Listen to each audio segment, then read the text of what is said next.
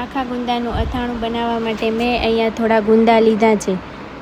તેમાંથી ઉપરનો ભાગ કાઢી લેશું અને એક એક છૂટા કરી લેશું. પછી તેમાંથી ઠળિયા કાઢી લેશું.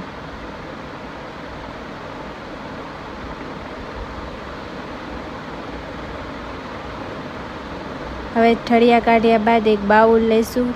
તેમાં થોડું કેરીનું પાણી ઉમેરીશું અને બધા ગુંદાને તેમાં એડ કરી દઈશું.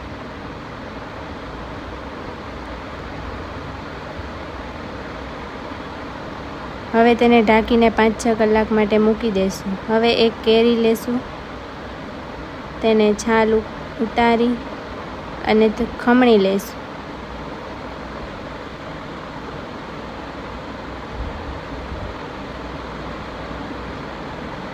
આવી નવી રેસીપીઓ જોવા માટે અમારી ચેનલને લાઈક, સબસ્ક્રાઈબ અને શેર કરો.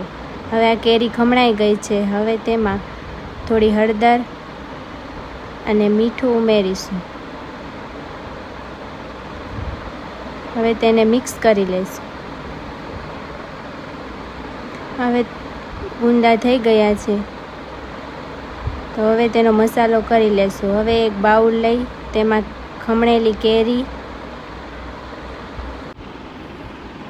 હવે તેમાં રવકરનો લાલ ચટકો, ખાટા મીઠા અથાણાનો મસાલો તેમાં ઉમેરીશું.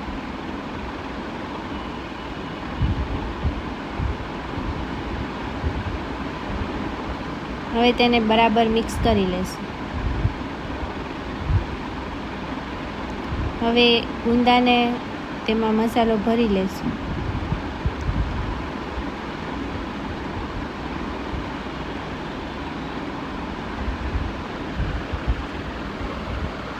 હવે મસાલો આપણો ભરાઈને રેડી થઈ ગયો છે. તો હવે આ બધા ગુંદાને મસાલાના એડ કરી દઈશું અને થોડું મિક્સ કરી